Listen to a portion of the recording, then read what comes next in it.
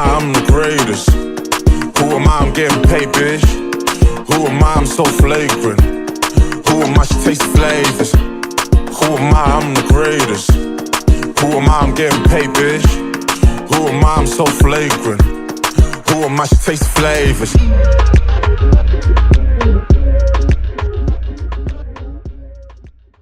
Alright, what's going on, guys, and welcome back to the channel. So, if you guys remember, we still have a 17 STI that we're working on with the EG33 swap in it. I've been heavily focusing on the 05 right now just because we have a ton of stuff going on with that car, but today we're working on the 17 STI. So the game plan for today is to get the turbo mocked up in its permanent home. We're shooting for the permanent home, right?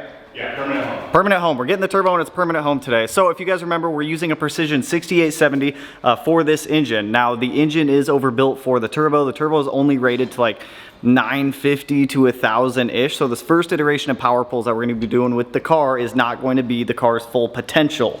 But this turbo will get us there for a while. Once the time comes, we'll pull off the Precision 6870. We'll swap on like a 7675 or something a little bit bigger, and then we'll use that 6870 on the 05 STI. But to give you guys a little refresher of kind of where we're at with the car. So as you guys remember, the STI has been hanging out. We got this upper coolant reservoir. It's not even the reservoir, the fill, I guess you could call it, for the coolant in here. Since the radiator just doesn't have the cap on it, we put it on the crossover tube going on the engine. Radiator and intercooler are both done. Those are set aside for right now. We also have the thermostat flipped around, and we have both of the exhaust manifolds mounted up onto the block. So the game plan for today is to get both of the runners collected into one tube and then have it come up, and the turbo is going to sit about right here. Now, a couple things that we were waiting on were these super fancy flanges. So instead of Kyle going through and taking like a standard divided T4 flange and kind of making it work for this application, there's a super cool company that makes these really cool like CNC'd billet stainless steel flanges. So we finally got this flange in. We also got the mounting thing. I didn't even know this was a thing. It's super cool, actually. It mounts up to the bottom of the turbo where your turbo return would go for the oil. And then it's got these mounts on the side of it where you can weld on, I guess, stanchions to keep the turbo supported, because that's a lot of weight to just be hanging on the exhaust manifolds. So any extra support on the turbo is definitely going to benefit just supporting the weight of it. So right now we're getting this kind of mocked up where it needs to go, getting the stanchion length kind of figured out, and then we can get it mounted up in here. Kyle uses this really cool long steel bar where he puts this like long threaded rod through here. It threads into the oil feed for the turbo, and then it kind of mounts the turbo where we need it to go. So as soon as we start kind of like mocking all this stuff up, I'll kind of show you guys the process and like what it looks like, but we should have the turbo mounted up today.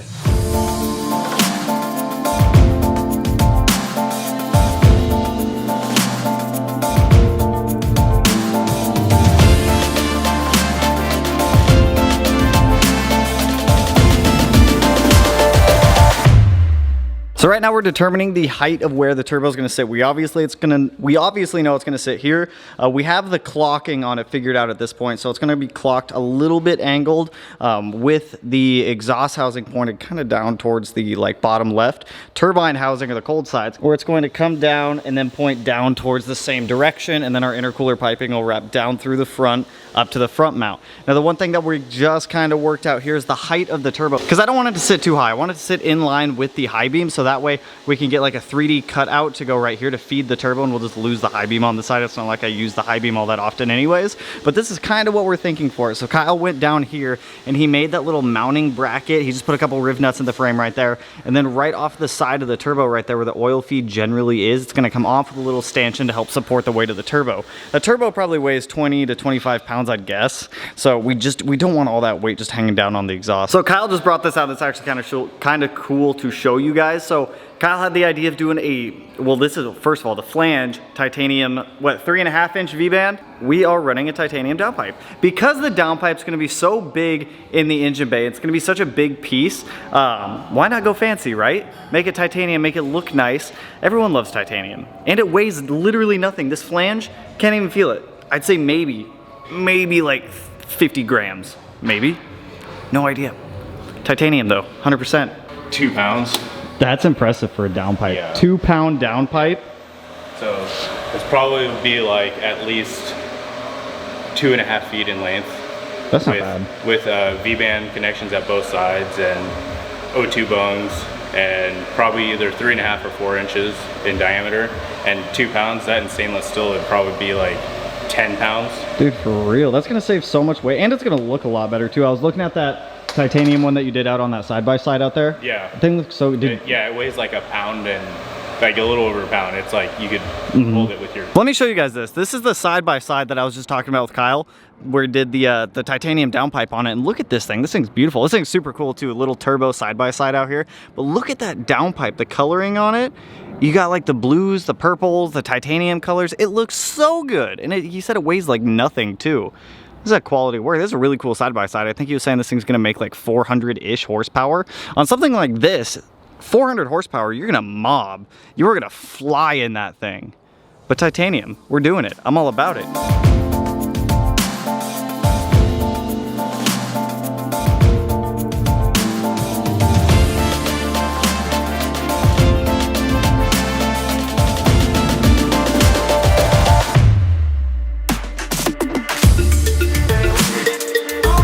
The sheer strength of tack welds never ceases to amaze me. It's incredible. It's incredible how strong just welding and welds are. So we have the mounting bracket. This is the first time the turbo's been mocked up in here without having the support bar going across the engine bay. So this is kind of what Kyle came up with over here. I dig it, I like it. So that bracket down there is actually riv nutted to the frame. So that way if we need to take it in or out, we can. And we have this supporting rod that comes up at an angle and then goes to an angle to that other like bracket flange guy that I showed you guys earlier. And the turbo is just, it's hanging out, it's chilling right there now without any other support. It's incredible, it looks beautiful, and it's only on there with tack welds, which is surprisingly very impressive because that turbo probably weighs like 30 pounds or so with the like flange adapter on there too. I am impressed. What's next, good sir? Fully welded up or start on the other stuff? Fully welded up. Sick. Looking forward to it. Let's get this thing welded.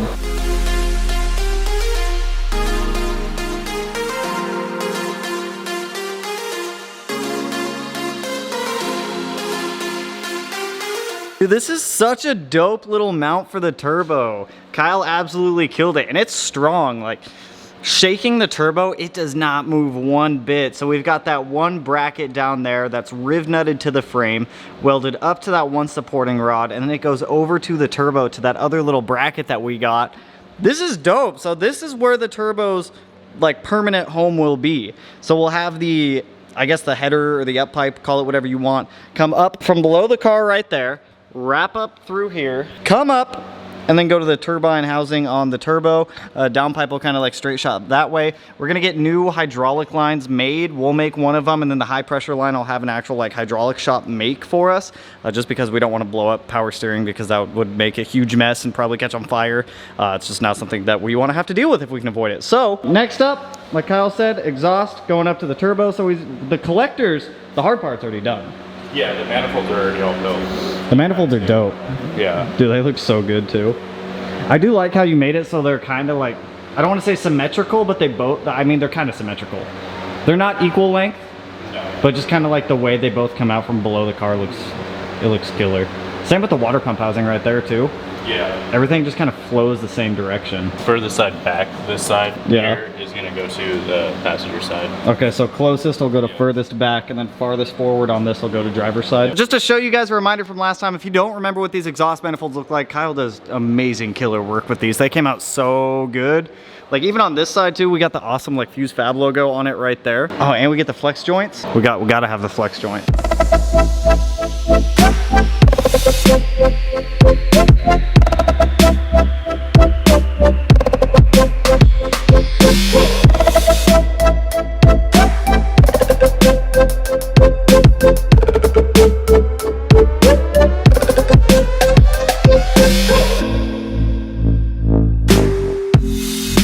Yo, it is crazy like how perfect all of this just like flows. Like it comes off the bottom of the engine, goes into the collectors, hits the V-band, curves up, and just flows so perfectly up to that turbo. It is insane, dude. So the plan is to have this one run all the way over here and then follow that bend up to the turbo, and then we're gonna have both of the gates here.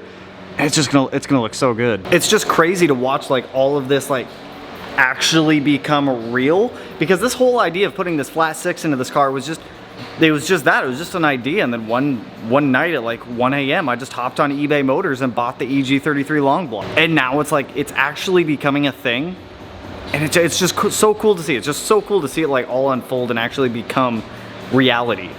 Just crazy. So we still have to get the external wastegates on here. So the idea is to have them come off of this bend so that way they naturally flow exhaust outward.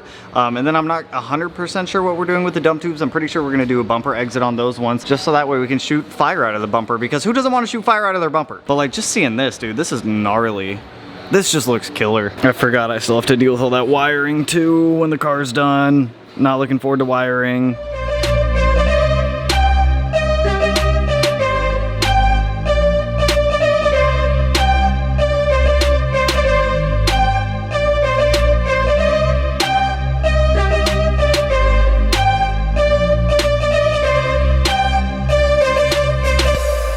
Matt ended up swinging down to Fuse, where Kyle obviously does his magic, and Kyle's made some incredible progress while we've been gone. The other runner for the driver's side of the exhaust manifold is coming out beautifully. He also ended up finishing up the passenger side. I'll show you guys this, but it looks so good. Like, you guys can see how perfect that pipe actually runs up to the turbo up there. So if you look at it, it wraps down, clears the frame rail, comes down, and then ends up going to the passenger side collector right there. Here's the driver's side one that we're doing right now. So for everyone who's been curious if this manifold is going to be equal length or unequal length, it's definitely going to be equal length. So I'm incredibly curious to see how this car sounds when we go to fire it up for the first time. It's just, it looks so good, you guys. Like, it just gets me so much more excited. Both of the external wastegates, like I said, are going to be mounted over here on these two pipes down here, just so we get that natural flow of exhaust coming out of there. It'll just be a little bit easier on the wastegates and it'll flow a lot better, which is what we want. But dude, this thing looks so good. Kyle's doing an absolutely killer job.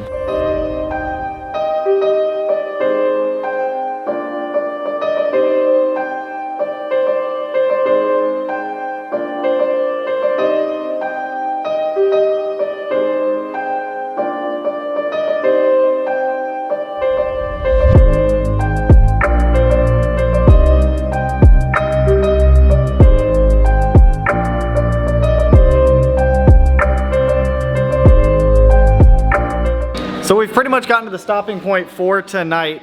We don't have it 100% fully welded up yet because we're putting one more V-band in the exhaust manifold, and I'll show you guys where we're putting that.